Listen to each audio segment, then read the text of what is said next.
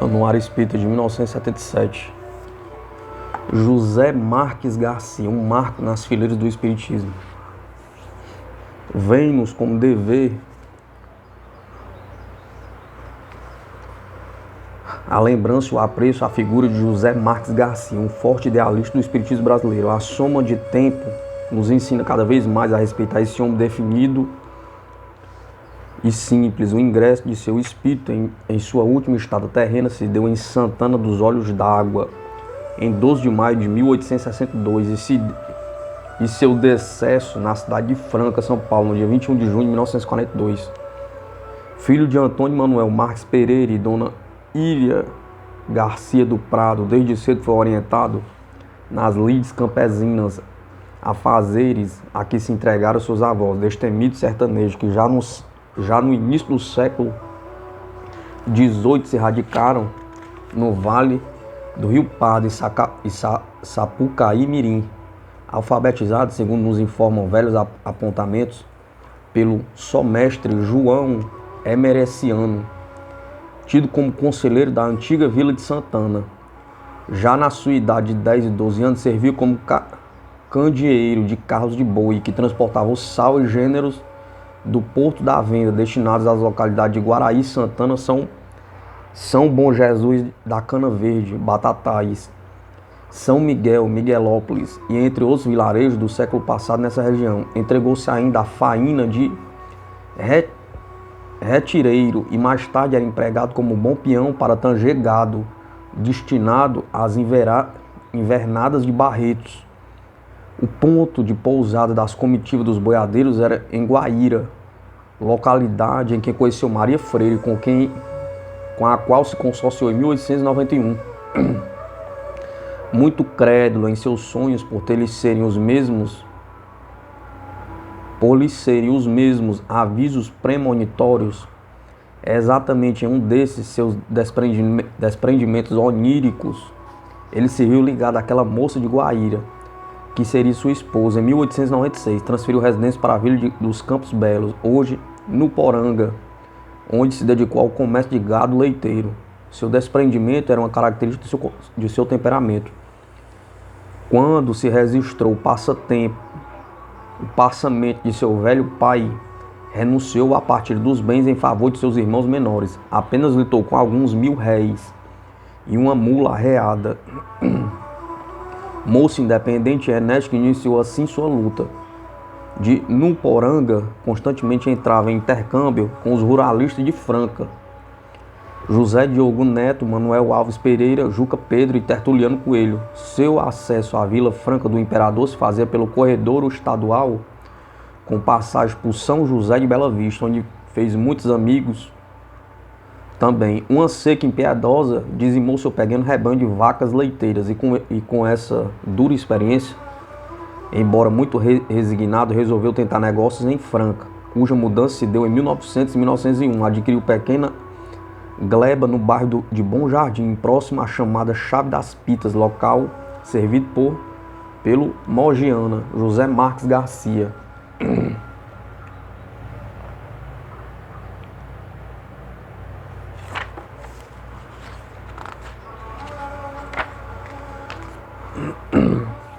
Entre seus novos amigos em Franca, como que em novo reencontro, estava o professor Malheiros, o fotógrafo Gilner e o comerciante Feliciano de Faria, o escrivão Henrique de Moraes, o médico Santos Pereira, o carpinteiro Francisco Procópio, o fazendeiro Manuel Alves Pereira, um dos muitos e efetivos colaboradores em suas atividades espiritistas.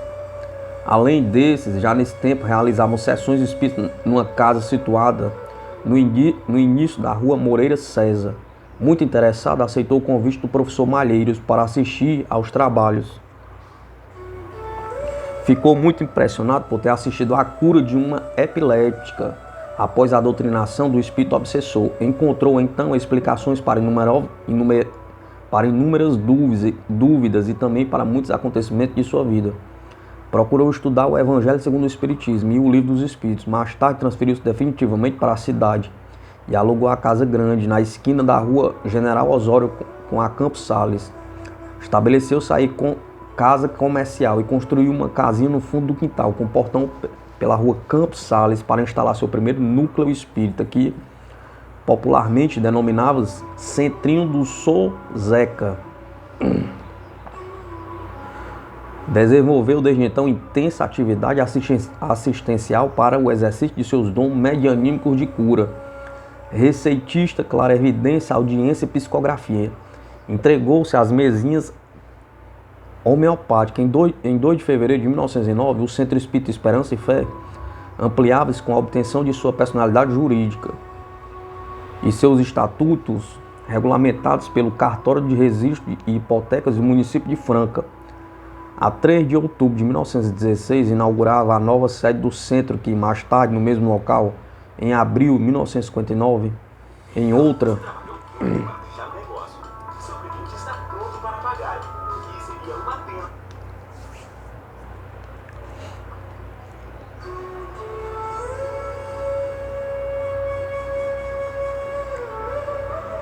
A 3 de outubro de 1916, inaugurava a nova sede do centro, que mais tarde, no mesmo local, em abril de 1959, outra construção. Se instalava também um Grêmio Espírita e Mocidade Espírita de Franca e outros departamentos. Sempre valorizou as recomendações de Paulo, o apóstolo, sobre a caridade.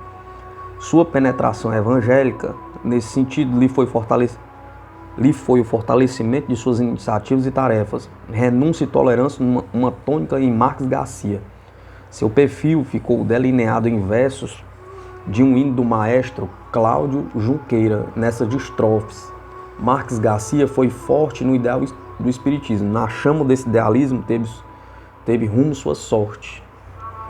Definições e compromissos. Definição e compromisso progressivamente estavam em suas atividades. Fato digno de estar nesse registro cronológico o acontecido na concentração de São Carlos, São Paulo, realizado nos dias 2 e 3 de outubro de 1934. Os espíritas dessa cidade, liderados pelo intimorato professor Antônio Basso e o velho Cauligares, resolveram organizar um encontro entre os próceres da época. Deram sua presença nesse certame doutrinário muitos entusiastas, entre os quais estavam Dr. Souza Ribeiro, professor Fausto Lex, Dr. Carlos Stiagal, Dr. Thomas Novelino, José Marques Garcia, Caibá Schutter, Leonardo Severino, Mariano Dias, Leão Pita, Onofre Batista, J.B. Trindade, Francisco Amadeu, Miguel Martins, Carmen Salles, Antônio Peixe, Weston Capelo, Benedita Fernandes, Lúcia Lex, Cândido Valada e muitos outros. Na realização de um dos plenários dessa concentração, pediram a Marques Garcia informações sobre seu trabalho na Casa de Saúde Allan Kardec, em Franca. Já nesse tempo, esse nosso cômio amparava cerca de 200 doentes mentais de ambos os sexos. Falou ele, então, das dificuldades financeiras dessa instituição, que atendia indistintamente um número elevado de enfermos, cuja percentagem, 98%, era indigente. Entre os presentes, houve quem se comovesse com um relato humilde e sincero desse companheiro.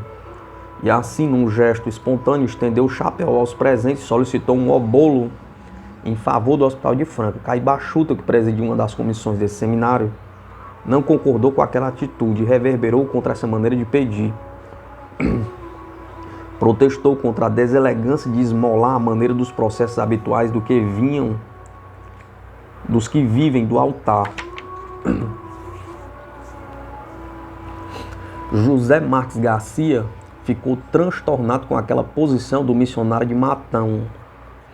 A custo conseguiu uma parte aquelas advertências tão contundentes. Quando conseguiu explicar, o fez com muita emoção, pediu perdão de todos à intenção do companheiro, levando por aquele impulso humanitário, e falou com muito amor. Devo dizer aos meus irmãos que eu não pedi nada aqui, apenas expliquei a situação de nossa casa em Franca. Mas eu não pedi nada, pelo amor de Deus, meus irmãos, me perdoe se eu fui causador desse fiasco infeliz, mas eu não pedi nada. Entre esses dois pioneiros não ficou nenhum estremecimento, tanto que tempos depois Caibá escrevia ao Sozeca para justificar seu protesto no encontro de São Carlos, contemporâneo também de Eurípides Barçanufo. Marques Garcia afirmava ter aprendido muitas lições de altruísmo com o apóstolo de Sacramento. Por sua vez, Eurípides fazia menção às atividades do iniciador do movimento espírita na Terra das Três Colinas. E em certa oportunidade afirmou: Franca vai projetar-se com o espiritismo no futuro. Anuário Espírita de 1977. As revelações do Varão de Branco. Varão de Branco, nome a que Marques Garcia designou a entidade que, desde sua juventude, lhe visitava em sonho e depois, ao tornar-se espírita, transformou-se em seu guia mais direto. Foi até certo ponto o orientador de sua mediunidade, Varão de Branco, porque jamais essa entidade se identificou por seu nome individual e sempre se lhe apresentava de hábito branco e reluzente. Toda vez que havia algum problema sério no programa das atividades desse taumaturgo, esse espírito protetor lhe intuía as soluções mais acertadas, desde o modesto centrozinho até o movimento doutrinário de maior vulto. Era frequente essa visita benfazeja. Em 1916, houve imprevisto em que Marques Garcia se envolveu e que lhe modificou o programa de atendimento aos obsediados. Passava ele pelo beco da maçonaria, hoje travessia Francisco Martins, quando turma de moleques impiedosos apedrejavam pobre insano. Chamavam-no Dlen, e esse infeliz perambulava pela cidade. Esse abnegado homem procurou amparar o pobre rapaz, e ao fazê-lo foi atingido por uma pedrada no supercílio. Protegeu o demente e levou-o para ser abrigado no seu próprio centro espírita. Esse gesto foi muito comentado, impressionou até os trausmontanos, que não lhe poupavam as críticas e vitupêndios. Pensou então como livrar essas criaturas da sanha dos desocupados. Desse jaz, naquela noite, recebia a visita do Varão de Branco.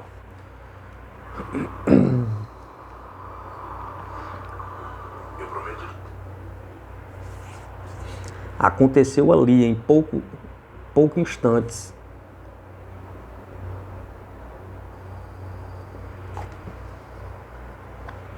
Fenômeno extraordinário. Surgia à sua visão espiritual um objeto luminoso em forma de uma bola.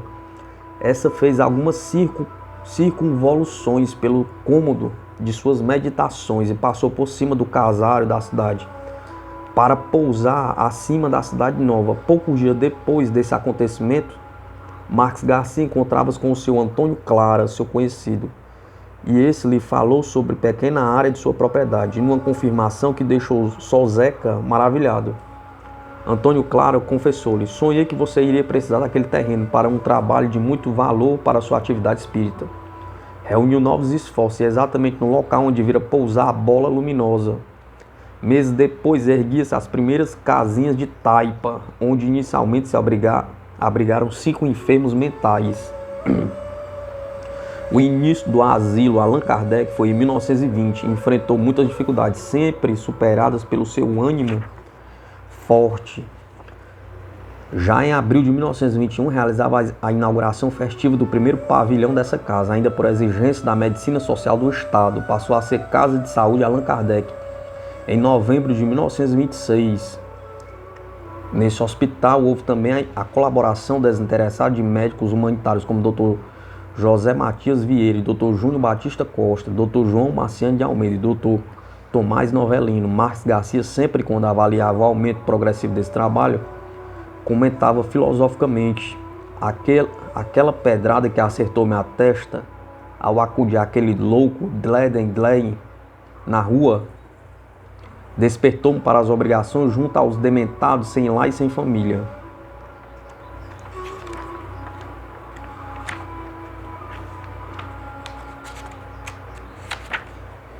José Marques Garcia.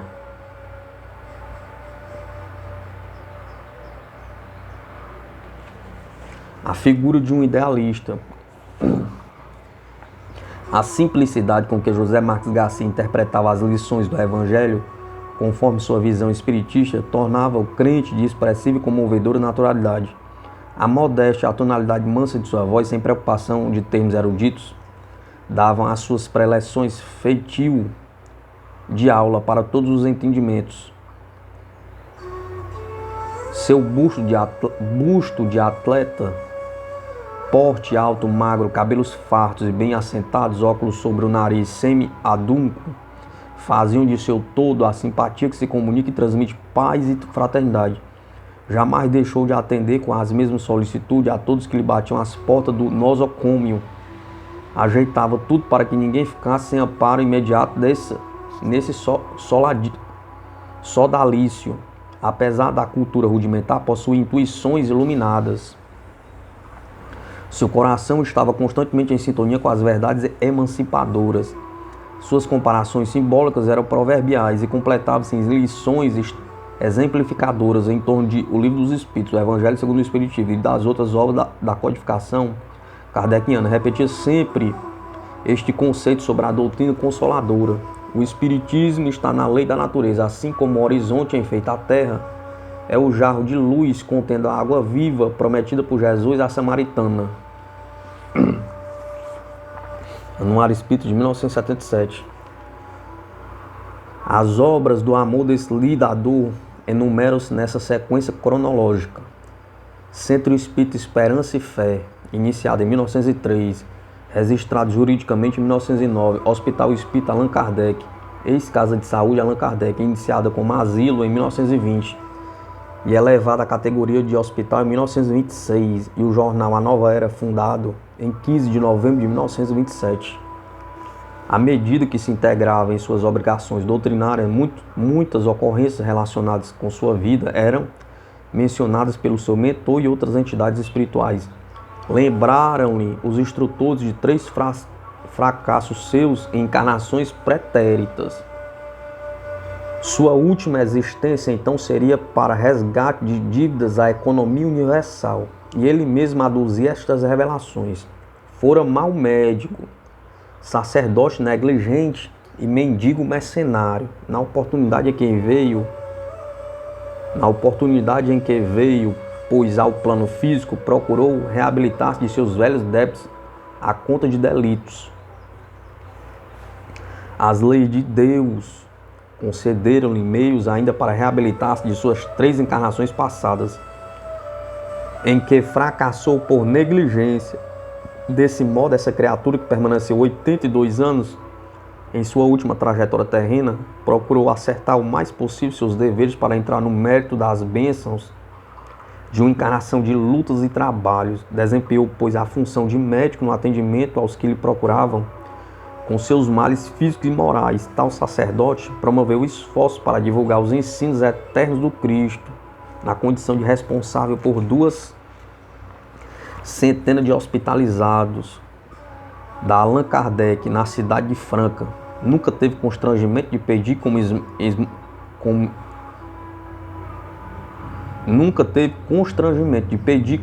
esmoler para os indigentes recolhidos nesse hospital. Consolações inúmeras e ampliaram-se pelo seu afeto à causa espírita. Mesmo entre os companheiros houve os que lhe custaram lágrimas e dissabores. Afirmava constantemente ser a homeopatia a terapêutica destinada ao espírito enfermo. Suas frases repassadas de bom senso enternecia-se por justificativas evangélicas. Sempre reforçava seus argumentos com as citações paulinas. Devo aceitar meu semelhante com a bênção que Deus me colocou no caminho.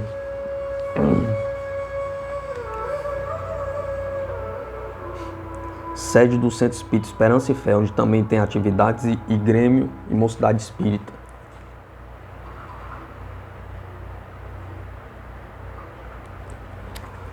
E devemos, por isto, fazer do Centro Espírita um ponto de apoio a todos os sofredores, pois ele deve ficar aberto dia e noite como socorro urgente a todos que dele necessitam. Toda vez em que posso servir a um irmão de humanidade, sei que eu sou o mais beneficiado. Jamais a ociosidade lhe arrefeceu o ânimo, e mesmo Senecto continuou com a mesma pontualidade e a sua assiduidade junto das obras de seu amor. Ele se referia a elas como acréscimo da misericórdia maior e citava as 3 atuais correspondentes às virtudes exaltadas pelo apóstolo dos gentios.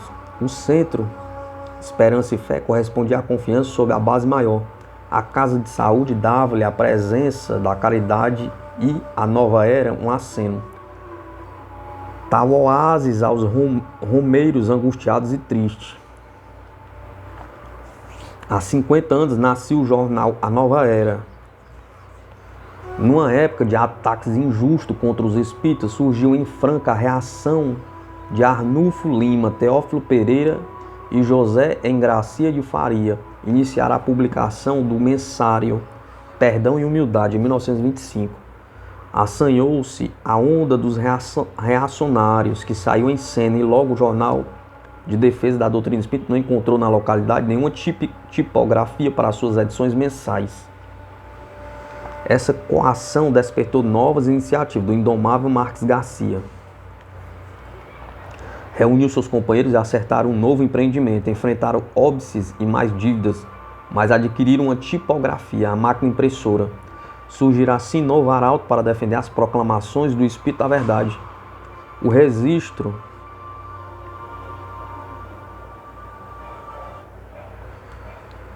do jornal custou-lhe outra soma de sacrifício. Faltava-lhe a certidão de casamento e o que poderia comprovar seu consórcio com Dona Marquinha Freire, em Guaíra, desapareceu devido a um incêndio no arquivo da igreja dessa localidade. Dr. Diocésio de Paula e Silva, seu advogado e nosso companheiro, resolveu pelo meio mais prático. E em março de 1927, os dois casavam-se no cartório civil de Franca. Novo casamento agora para garantir as edições do novo jornal. Tudo estava pronto para a primeira número da esperada folha, que seria bimensal. Faltava-lhe o nome. No entanto, reuniram-se os confrades interessados nesse empreendimento. Fizeram uma prece e pediram assistência do alto para a iniciativa. Em seguida, Marques abriu o Evangelho. O Evangelho segundo o Espiritismo. E teve a mensagem do capítulo 1. Não vim destruir a lei. Lá estava nas instruções dos Espíritos a comunicação do Espírito israelita. Monse Rose, 1861, intitulada A Nova Era. E a 15 de novembro de 1927 surgia mais esse seu compromisso terreno. Livraria Espírita e Gráfica, A Nova Era, onde se edita o jornal do mesmo nome.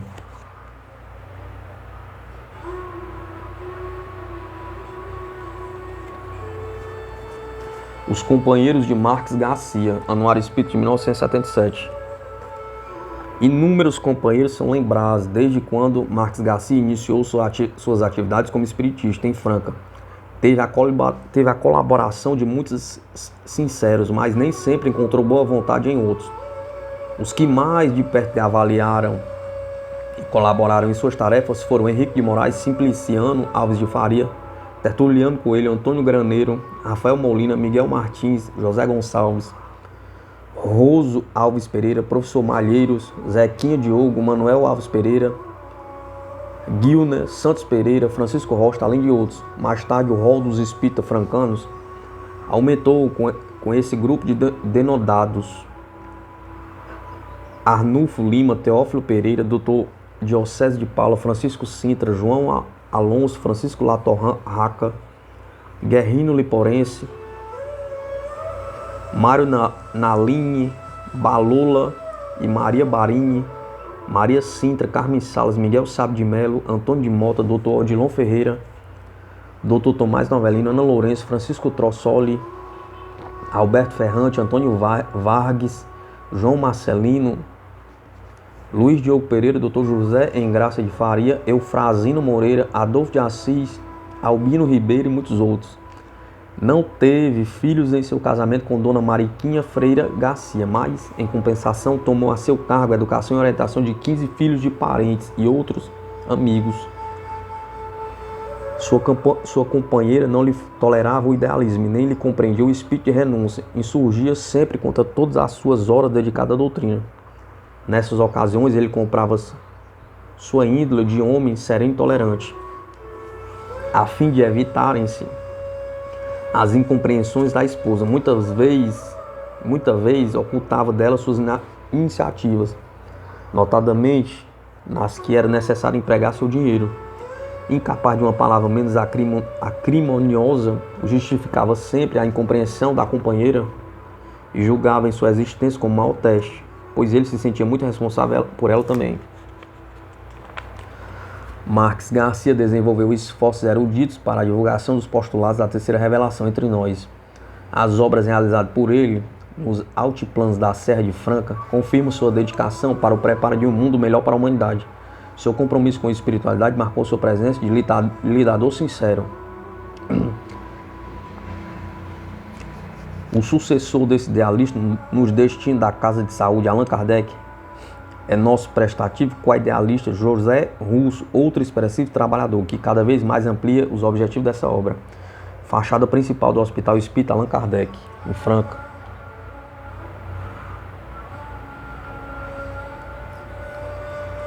Tudo se faz assim para que esses trabalhos sejam a permanência de uma lembrança imorredoura, legada aos pósteros como exemplo e lição. Hoje o hospital iniciado por José Marques Garcia em 1921, está em perfeita consonância às exigências modernas da psiquiatria. No entanto, o cunho doutrinário espírita nessa instituição jamais se afastou das linhas pré-estabelecidas de sua organização nos primeiros dias de suas atividades caritativas e benemerentes. Esse, o autêntico idealista do testemunho espírita em Franca, nem santo nem apóstolo, um compromissado ou um missionário com quem querem muitos.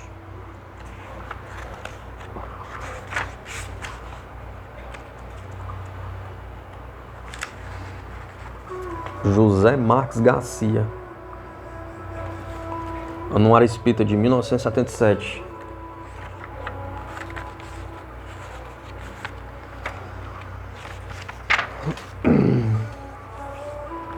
O passe e o efeito Kirlian. As duas notáveis fotos que ilustram esse artigo, tomadas segundo o efeito Kirlian, demonstram enfaticamente como a aura humana é afetada no decorrer da imposição das mãos, no processo da cura espiritual. A menor delas revela a aura normal, em torno do dedo de um médium. A segunda demonstra dramaticamente como a aura se torna mais extensa e vigorosa durante o passe curativo.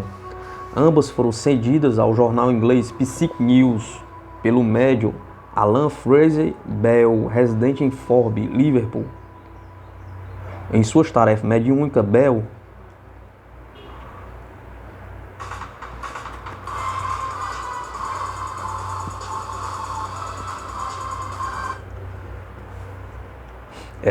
Bell é auxiliado por uma filha de 18 anos chamada Hertha, a qual é descrita como provavelmente uma das mais jovens médiums de cura de todos os tempos. As fotos foram tomadas enquanto Bell exercia as suas faculdades, que ele denomina Healing Overnight, e que tem curado centenas de pessoas. As fotografias pelo método Kirlian foram uma prova de fogo na comprovação desse poder.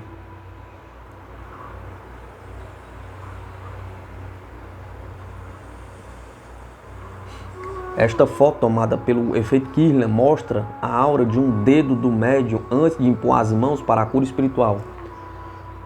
Só que aqui não dá para ver a foto muito bem porque o livro é antigo. O repórter do Psychic News narra que antes de acompanhar o pai em seus trabalhos de cura, a jovem Heather foi por ele curada de uma moléstia na espinha. Uma junta médica havia julgado que o único recurso para resolver o problema seria uma cirurgia. Heather nota que ela auxiliou o tratamento, conseguindo relaxar-se pela meditação e a tranquilidade. Então, ela e o pai foram orientados espiritualmente quanto ao que devia ser feito para voltar a ganhar o bem-estar físico. Aconteceu que ambos começaram a ouvir um maravilhoso coro musical, que entretanto podia ser captado apenas por um dos ouvidos. Essa vibração musical e curativa foi por eles chamada, na impossibilidade de uma expressão melhor, Healing Wave Light. Bell conta: o que não podíamos fazer por nós mesmos podia ser alcançado por essas ondas vibratórias curativas. Os dois médios são tão procurados que Bell foi obrigado a vender sua farmácia em novembro de 1975, de modo a dar tempo integral ao atendimento dos doentes. Ele diz que, como farmacêutico, via-se obrigado às limitações da medicina, da cirurgia e da farmacologia. Agora sente uma imensa alegria em atender aos desesperançados que longamente buscaram benefício nos tratamentos ortodoxos. É uma grande satisfação, diz ele, verificar que os enfermos já não necessitam de drogas. Pouco ou quase nada sabemos a respeito das tragédias e problemas que as futuras gerações herdarão desse consumo descontrolado que é feito em nossos dias, de centenas e centenas de produtos químicos. Outra satisfação que temos é saber que muitos dos enfermos que auxiliamos estão, por sua vez, auxiliando outros. Bell prossegue. É maravilhoso verificar como o processo da cura espiritual está sendo cada vez mais aceito. Hert e eu ainda não nos sentimos realizados. Há muito caminho pela frente. Nós mesmo julgamos que podemos desenvolver ainda melhor as nossas faculdades, não apenas para socorrer os enfermos, mas também pesquisando no sentido de encontrar métodos de treinamento para que as pessoas sintam as vibrações curativas e façam uso delas em seu favor e em favor dos outros. Cremos que todas procuram regularmente entrar em contato com essas vibrações. Conseguem não apenas manter um bom estado de saúde, mas também contribuir positivamente para o bem-estar físico e espiritual daqueles que os cercam. Parece que recebemos uma carga de energia vital, como, aliás, as fotos demonstram. Nada posso dizer a respeito dessas energias, mas tenho a impressão de que essa carga é mais intensa quando procuramos transferi-la para os enfermos e que vai se tornando menor à medida que a saúde é restaurada. Temos a convicção de que em um futuro não muito distante a cura espiritual fará parte do dia a dia da humanidade e que o excessivo uso de drogas será uma prática do passado. O temor será substituído pela serenidade e as moléstias não afligirão o homem novo que está para vir.